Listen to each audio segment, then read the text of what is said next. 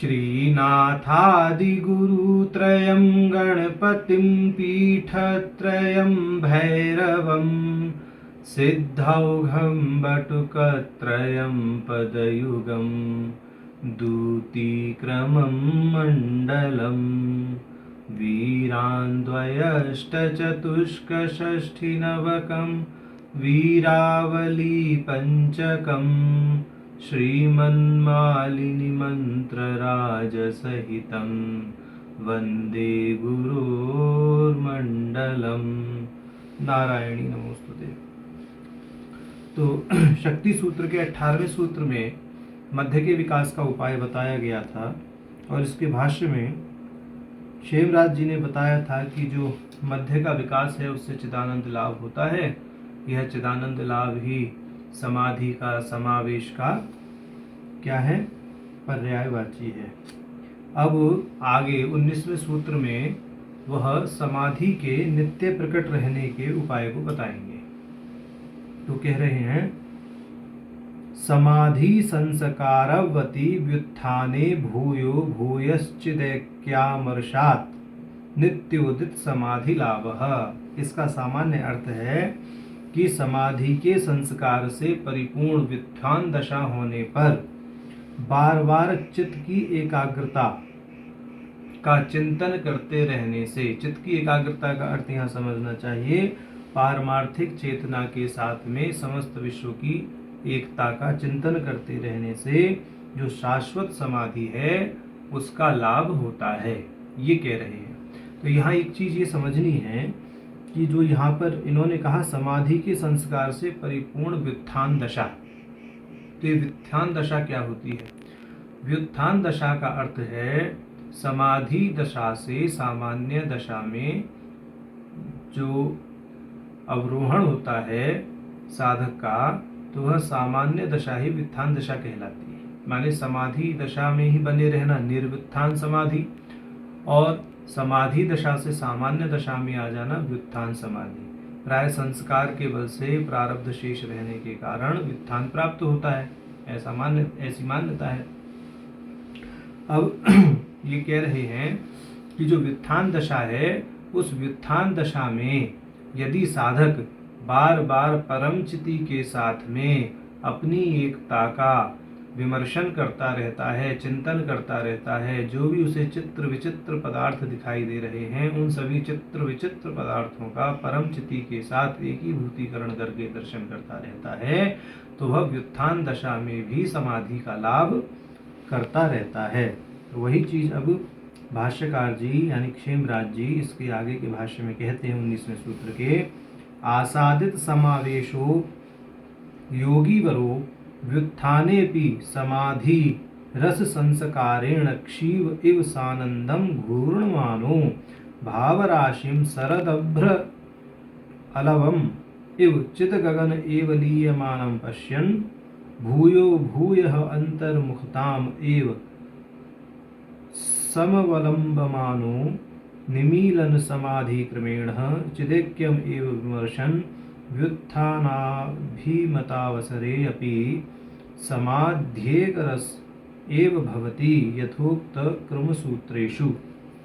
ये कह रहे हैं कि जो निमीलन दशा है, माने जैसे अभी बताया कि समस्त प्रकार के जो भी चित्र विचित्र पदार्थ दिखाई दे रहे हैं, व्युत्थान दशा में उन सभी पदार्थों को चिदेग्रस्ता के साथ में एकीभूत देखना, इस तरह का, और फिर बार बार अंतर्मुखता का आलंबन लेना। अंतर्मुखता का मतलब है कि जो बाहर पदार्थ दिखाई दे रहे हैं उनको अंतर्मुखी कर लेना, चित्ती के साथ एक कर लेना।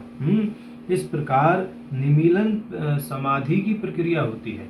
माने हर वस्तु को जो भी बाहर दिख रही है उसको आंतरिक चेतना के साथ में निमीलित कर लेना, ये निमीलन समाधि है। इस प्रक्रिया द्वारा जो चित्त है वह अपने एक के चिंतन को करे। चित्त माने यहाँ पर जीव को कहा है। और जो व्युत्थान समझा गया है, यहाँ व्युत्थान की बात बताई दी कि समाधि दशा से च्युत होने की दशा में आना, यानी च्युत दशा में आना व्युत्थान दशा कहलाती है। और उस व्युत्थान दशा में इस प्रकार का अभ्यास करने से जो साधक है वह समाधि रस से अभिन्न रहता है। कहते हैं तथोक्तम क्रम सूत्रेषु, क्रम सूत्र में कहा गया है, क्या कहा गया है, यहाँ बहुत मुख्य पूर्ण बात आएगी। अब क्रम मुद्रा की बात करेंगे। क्रम क्या है और मुद्रा क्या है, दोनों ही चीजें हम सावधानी पूर्वक समझनी चाहिए।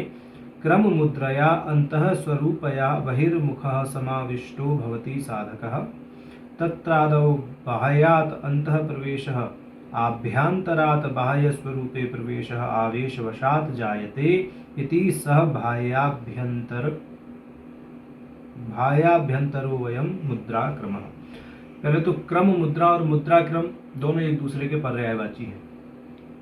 अब ये कह रहे हैं, जैसे पहले बताया पंचकृत्य में कि सृष्टि स्थिति संहार तिरोधान निग्रह, जो पंचकृत्य है यही क्रम है। सृष्टि स्थिति संहार यही क्रम है, ठीक है। इस क्रम का क्या करना है, अपने आंतरिक चिति के साथ में उसका ऐक्य करना है। माने जिस पदार्थ की सृष्टि हो रही है वह पदार्थ शिव से अभिन्न है। जो पदार्थ बाहर से अंदर की ओर, माने इंद्रियों द्वारा जो पदार्थ ग्रहण हो रहे हैं, उन सभी पदार्थों का आंतरिक चेतना के साथ एकीभूतीकरण करना, ये हो गया आपका अंतः यानी अंतर्मुखी, उसका निमीलन। अब उन्मीलन की दशा में जो अंदर आपने विषयों का साक्षात्कार किया शिव के रूप में, यानी जो भी प्राप्त विषय हैं उन विषयों को शिव के साथ एकीभूत करके समझ लिया जिस साधक ने, अब वह उन्हीं विषयों को वमनवत माने जो वमन किया जाता है उसके समान अंदर से बाहर की ओर प्रेक्षण करता है, उसका प्रोक्षण करता है। तो ये जो प्रेक्षण है माने अंदर से बाहर की ओर जो विषय या जो पदार्थ, जो सृष्टि, मानसिक सृष्टि की बात है, जो मानसिक सृष्टि बाहर की ओर होगी वह भी शिव से अभिन्न है। तो इस तरह से बाह्याभ्यंतर और या अंतर बाह्य दोनों ओर ही जो क्रम है वह मुद्रित रहता है। माने मुद्रित माने चिति से मुद्रित रहता है, उस पर चिति की छाप लगी रहती है। इस दृष्टि से ये कह रहे हैं, या चिति के साथ एकीभूत हो जाता है, या चिति के आनंद रस से आप्लिप्त हो जाता है, या इस क्रम मुद्रा के माध्यम से जो पाश है वह कट जाता है, जो भेद का पाश है वह कट जाता है। ऐसा ही कह रहे हैं। तो अब ये कह रहे हैं अत्रायमर्थः सृष्टि स्थिति संभृति विचक्रात्मकं क्रम मुद्रयति स्वाधिष्ठितम् आत्मसात करोति एयं तुर्या च शक्तितया क्रम मुद्रया अंतरीति पूर्णा अहंता स्वरूपया बहिर्मुख इति विषयेषु व्यापृत अभि समाविष्टः साक्षात् कृत परशक्ति स्फारः साधक परम योगी भवति तत्रश्च बाह्यात् ग्रस्यमानात् विषयग्रामात् अंतः परस्याम चिति भूमौ ग्रशन क्रमेण एव प्रवेशः समावेशो भवति। तो ये जो क्षेमराज जी ने भाष्य किया है इसको हमने सरल शब्दों में समझा ही दिया, बता ही दिया। इसका साधारण अर्थ यह भी है कि साधक अर्थात परम योगी जो है वह बहिर्मुख होते हुए भी, सभी विषयों में लगा रहते हुए भी क्या है, समाविष्ट रहता है। माने जो परम चिति है उसके साथ में एकीभूत रहता है। और किसके द्वारा एकीभूत रहता है? क्रम मुद्रा के द्वारा। अभी क्रम मुद्रा क्या है? जो पूर्ण अहंता स्वरूप वाली चित शक्ति है, उस चित शक्ति के द्वारा आत्मसात कर लेना किसका? सृष्टि स्थिति संहार रूपी जो क्रम है उसको। ठीक है, यहाँ मुद्रा का अर्थ आत्मसात कर लेना कहा गया। माने जो चिति है वह परम चिति क्रम को आत्मसात कर लेती है, क्रम को मुद्रित कर लेती है। क्रम माने सृष्टि स्थिति संहार आदि जो कृत्य हैं वह, और मुद्रा माने मुद्रित कर लेना, अपने साथ में एकीभूत कर लेना। अब आगे भाष्यकार जी यह कहेंगे कि यह जो मुद्रा है, इस मुद्रा के 3 प्रकार से अर्थ हैं। कौन से? अब उनको बोलते हैं। मुदो हर्षस्य वितरणात् परमानंद स्वरूपत्वात् पाश द्रावणात् विश्वस्य अंतः तुर्य सत्तायां मुद्रणातश्च मुद्रात्मा। ये कह रहे हैं मुद्रा का 3 प्रकार से निर्वचन संभव है। पहला है हर्षस्य वितरणात् परमानंद स्वरूपत्वात्, ऐसा बोला कि परमानंद रूपी जो मुद है अर्थात आनंद है, उसके वितरण के कारण मुद्रा कही जाती है।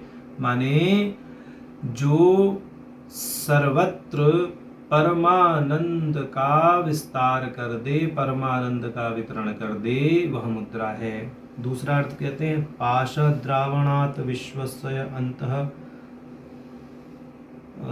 पाशद्रावणात्, जो पाश है माने बंध है, उस बंध को द्रवित करने के कारण, बंध को काटने के कारण मुद्रा कहलाती है। अब कहते हैं विश्वस्य अंतः तुरीय सत्तायां मुद्रणातश्च मुद्रात्मा, कि जो विश्व है, जो भी दृश्यमान विश्व है, जो भी प्रपंच है, उस प्रपंच पर जो परम चिति को मुद्रित कर दे वह मुद्रा कहलाती है। तो इस प्रकार से 3 अर्थ किए हैं।